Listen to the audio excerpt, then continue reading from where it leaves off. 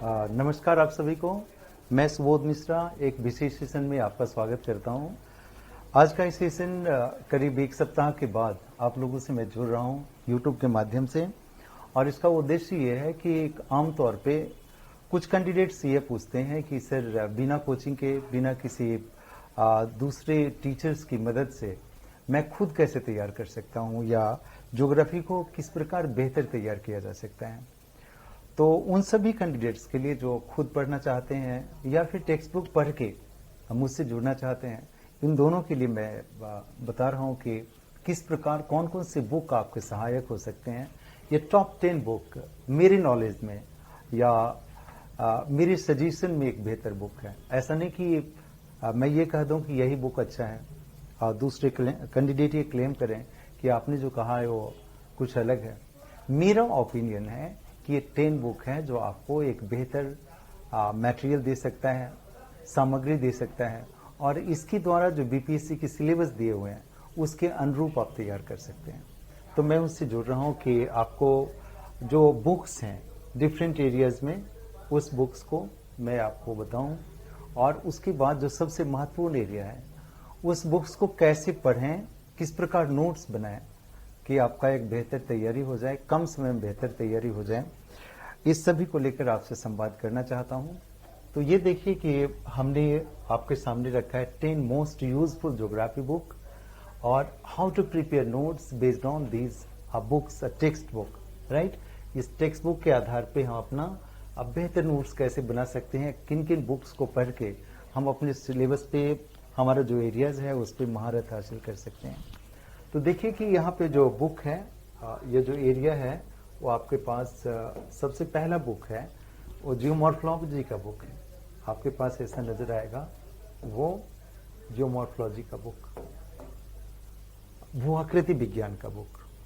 देखिए बीपीएससी एक ऐसा एरिया है, एग्जाम है, जिसमें बहुत डेप्थ से यूपीएससी की तरह क्वेश्चन नहीं आते हैं। तो मैं ये कभी सजेस्ट नहीं करूंगा कि जियोमॉर्फोलॉजी के लिए, ओशनोग्राफी के लिए, क्लाइमेटोलॉजी के लिए अलग अलग बुक पढ़ें, बिल्कुल ना पढ़ें, बल्कि एक ही बुक पढ़ें और बहुत अच्छे से पढ़ें, बहुत अच्छे से नोट्स बनाएं। तो इन सभी के लिए 2 बुक मैं आपको सजेशन करूंगा, बताऊंगा कि 2 बुक को पढ़ें। एक physical geography bye Savinder Singh, Savinder Singh, ये इलाहाबाद से पब्लिश होता है और हिंदी माध्यम के लिए बहुत ही बेहतर बुक है। कहिए कि 1 बुक है जिसको कोई भी खरीदता है, कोई भी 10 बार उसको पढ़ता है, और जितने भी यूनिवर्सिटीज हैं, जितने भी एकेडमिक एग्जाम है, वहां पर भी उसका इतना ही महत्व है। अच्छी बात यह है कि दोनों माध्यमों में, हिंदी और इंग्लिश दोनों माध्यमों में इक्वली यूजफुल बुक है। तो मैं कहूंगा कि सविंदर सिंह की ये बुक जो फिजिकल ज्योग्राफी है, मैं इस बुक का प्रमोटर नहीं हूं, बल्कि मैं मानता हूं कि मैं अपने एकेडमिक टाइम में, पढ़ाने के क्रम में, किसी भी समय में इस बुक को एक बेहतर बुक पाता हूं। तो इसको जरूर फॉलो करें।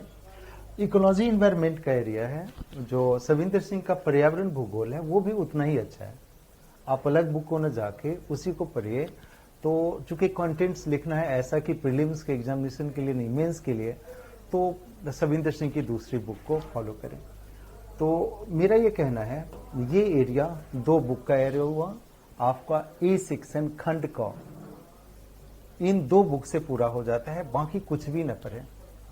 जैसे क्लास नोट्स हो किसी टीचर का, जैसे मैंने लिखाया हुआ है या किसी और ने भी लिखाया हुआ है, तो वो आपको जल्दी समझ क्रिएट करेगा, फिर बुक में इंटरेस्ट क्रिएट करेगा।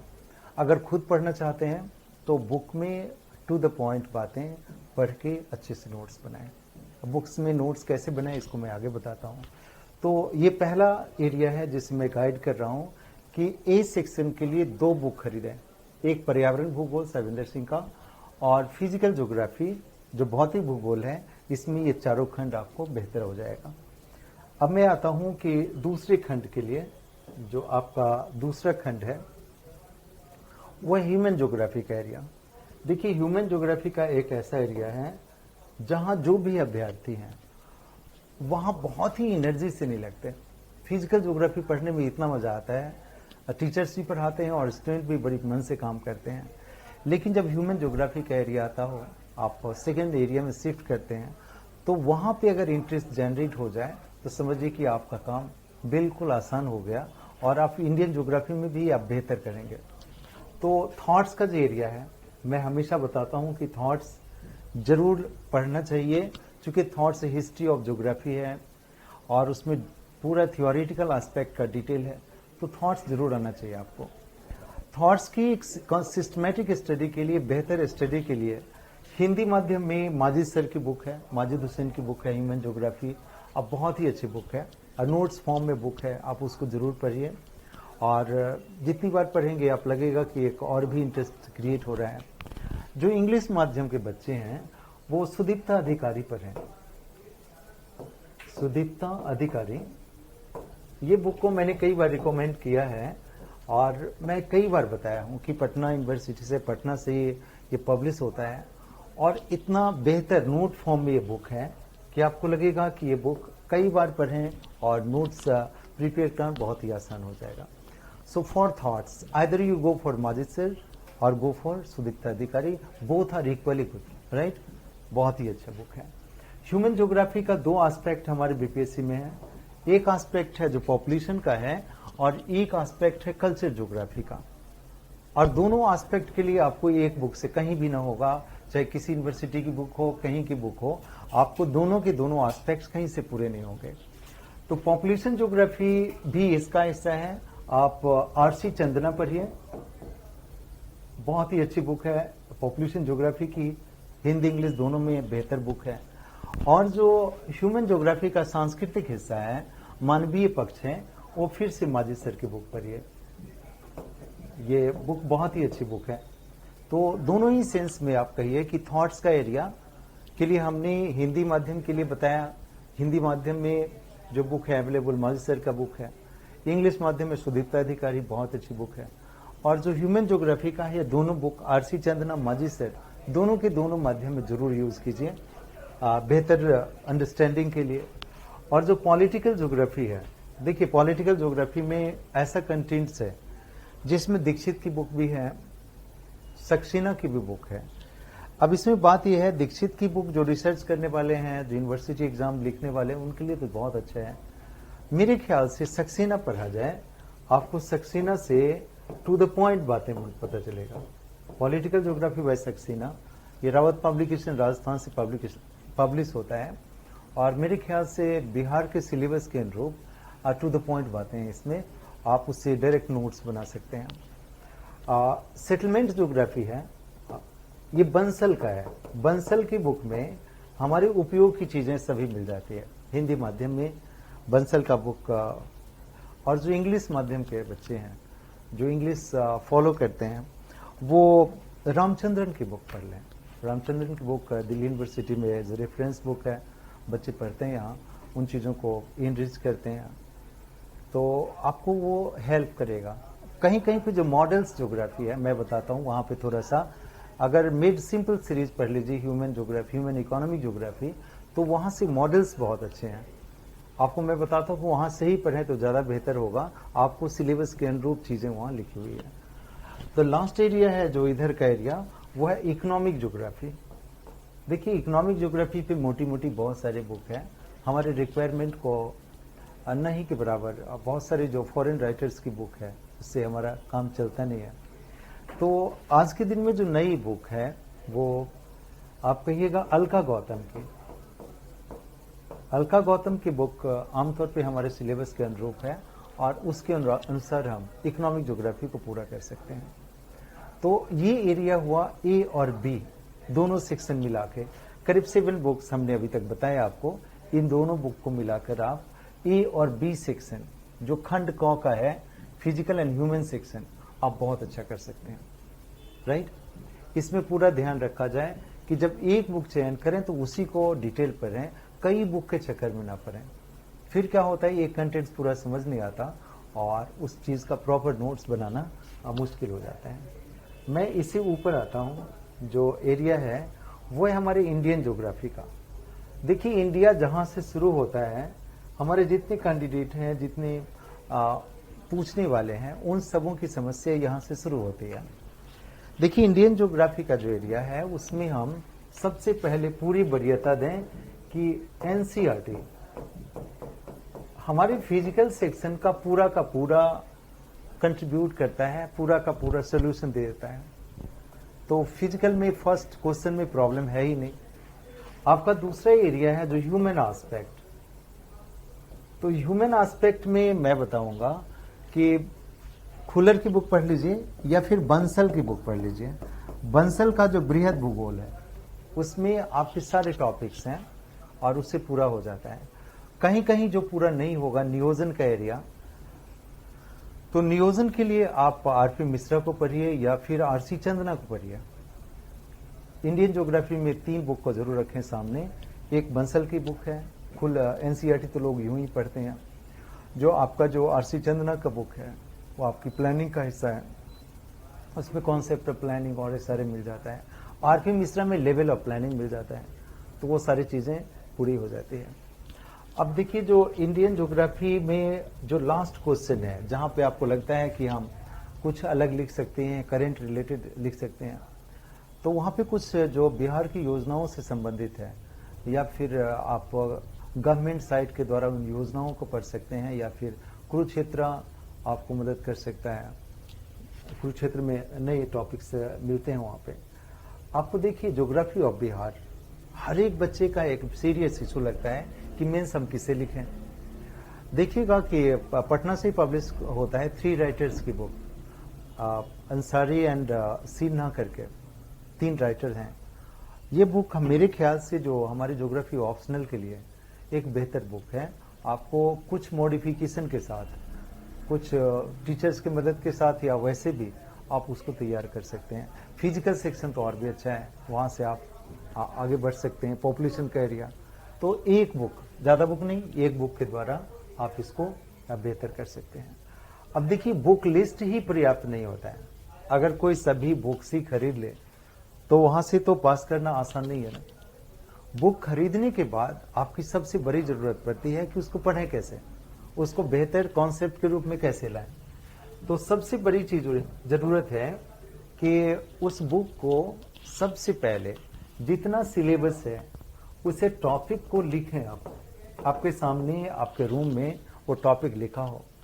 उसके बाद जिस बुक को हमने आपके टारगेटेड बुक में रखा, उस बुक को सामने रख के ये सारे टॉपिक को फर्स्ट रीडिंग दे लीजिए। हमने लिखा हुआ है फर्स्ट रीडिंग। देखिएगा कुछ बच्चे ऐसे करते हैं कि फर्स्ट रीडिंग करना शुरू किया, अंडरलाइन करना शुरू किया, उसके कीवर्ड को लिखना शुरू किया, वो चैप्टर उनको समझ में आता नहीं है और नोट्स बनाना शुरू कर दिया। जरूरी यह है कि फर्स्ट टाइम जो आप रीडिंग कर रहे हैं तो कुछ भी मत लिखिए, आप फील कीजिए कि सिलेबस में क्या क्या कंटेंट्स हैं, तो आपको ये लगेगा कि हाँ सिलेबस की समझ है। पहली बात हो गई। तो फर्स्ट रीडिंग में कुछ भी अंडरलाइन नहीं करना है, कुछ भी कीवर्ड्स का साइड में नहीं लिखना है। सेकेंड रीडिंग पे आइए। अब जब जितने टॉपिक्स हैं उसको आपने पढ़ लिया है या एक ही टॉपिक को पूरा पढ़ लिया है तो go for second reading. Second reading में क्या कीजिए, अब यहां पे आपको समझ में आ जाएगा कि कौन सा वर्ड महत्वपूर्ण है, उस पैराग्राफ का कीवर्ड क्या है ना। तो हर एक कीवर्ड को आप उसका मीनिंग लिखिए, साइड में कीवर्ड का मीनिंग लिख जाइए। ग्लॉसरी से, ज्योग्राफी की डिक्शनरी से उसको बहुत क्लियर कर जाइए। अब आपको हर एक पैराग्राफ में कॉन्सेप्ट भी नजर आएगा और कीवर्ड का मीनिंग भी नजर आएगा। अब देखिएगा कि हर एक पैराग्राफ का एक कीवर्ड तो होता ही होता है। अगर एक पेज हमने पढ़ा है तो 10 ग्लॉसरी का कीवर्ड मिलेगा और उन शब्दों को जान लेने के बाद लगेगा ये चैप्टर अब चल रहा है, सही रूप में आपको समझ में आ रहा है। फिर क्या कीजिए, ऐसे करके पूरे पेज को पढ़ गया। Now come to the third reading, right ना। अब देखिए थर्ड रीडिंग हमारे लिए सबसे महत्वपूर्ण है। हमें चैप्टर में कंटेंट समझ में आ गया, कीवर्ड समझ में आ गया, कॉन्सेप्ट समझ में आ गया। अब हमारे पास पूरा आइडिया है कि हम नोट्स बनाएंगे। अब क्या कीजिए, जितने पेज है ना उस पेज में एक एक व्हाइट पेज लगा दीजिए A4 साइज का, और एक पेज में आपने जो कुछ समझा है, जो आपके कीवर्ड मिले हैं, उसको ब्रीफ में लिख जाइए। अगर एक चैप्टर 10 पेज का है, 5 पेज का है, तो 5 आपको व्हाइट पेज उसमें लग जाएगा। सभी का मेजर हिस्सा लिख लिया, इंफॉर्मेशन भी, नॉलेज भी लिख दिया, अंडरस्टैंडिंग भी लिख दिया, एप्लीकेशन भी लिख दिया, मैप भी बना लिए, तो आपको पूरा चैप्टर का बेहतर जानकारी हो गया, right. Now come to the last page. Last page writing notes का एरिया आता है। अब जो 5 पेज आपने समझा है, जितने कॉन्सेप्ट समझे हैं, जितने कीवर्ड समझे हैं, पूरे चैप्टर का अंडरस्टैंडिंग है, उसको लास्ट पेज पे सेपरेट लाइए। 5th पेज आपका पूरे चैप्टर का जिस्ट हो गया, राइट। पूरे के पूरे चैप्टर के डिटेल को आपने जो समझा हुआ है उसको आपने 5वें पेज पे ले आ गया, राइट। जब ये पांचों चीज आपके पास आ गया तो समझ जाइए वो चैप्टर के आप मास्टर हो गए। वो चीज आपको हर एक वर्ड, हर एक कीवर्ड्स, पॉइंट्स आपके मेमोरी में है, मैप्स मेमोरी में है। अब फिर क्या कीजिए, इस चीज को लिख जाने के बाद फेयर नोटबुक में, now come to the question of last year, है ना। इस चैप्टर में क्या कीजिए, जो हमने बनाया हुआ है 5th पेज वाला, वहां पे एक स्ट्रक्चर बना जाइए। एक स्ट्रक्चर बनाइए जिसमें पूरे चैप्टर के ब्रांचेस हो, हायरार्की टाइप की, है ना। और उसमें वहां पे जिस ब्रांच से क्वेश्चन आया है उस क्वेश्चन को लिख जाइए। देखिए, हमने अब बहुत ही सिंपल मेथड बनाया। अगर आप एक्चुअली पढ़ने वाले हैं और आपको रियली इंटरेस्ट है ज्योग्राफी से, अपने सब्जेक्ट से, तो फर्स्ट रीडिंग करते हुए आप ना थकेंगे। सेकेंड रीडिंग में ज्यादा इंटरेस्ट आएगा। थर्ड रीडिंग जब लिखने जाएंगे तो आपका कीवर्ड में इतना इंटरेस्ट आएगा कि डिफरेंट डिक्शनरी को जाएंगे आप। एंड द 5th पेज आपका उस पूरे टेक्स्ट बुक का, माने पूरे चैप्टर का एक मास्टर पेज होगा, राइट। और फिर उसके बाद बिहार जैसे एग्जामिनेशन का, यूपी जैसे एग्जामिनेशन का आपका जो रीजनल एग्जामिनेशन होता है, उसके पेपर सामने रखिएगा तो लगेगा ये तो बहुत ही ईजी चीज है, इसे हम एक बार में लिख सकते हैं। तो ये चीजें आपको बहुत मदद करेगा। अगर इस पे थोड़ी दक्षता के साथ अगर काम करें तो कम समय में आप बेहतर से बेहतर रिजल्ट बना सकते हैं, बशर्ते कमिटमेंट हो। 2 चीजें मैं लास्ट मैसेज देना चाहूंगा रिजल्ट के लिए। पहली चीज है कमिटमेंट और दूसरी चीज है कंसिस्टेंसी। देखिए, मैंने आपको कह दिया तो हो सकता है आज जगेंगे, बुक्स भी खरीद के ले आएंगे, उसको नोट्स लिखने भी चल पड़ेंगे, लेकिन 1 चैप्टर 2 चैप्टर लिखने के बाद मिशन रुकना नहीं चाहिए। अगर आपने पूरे चैप्टर का, पूरे सेक्शन का, कम से कम 1 सेक्शन का पूरा नोट्स बना लिया है तो लगेगा कि 20 यूनिट मेरा है ना।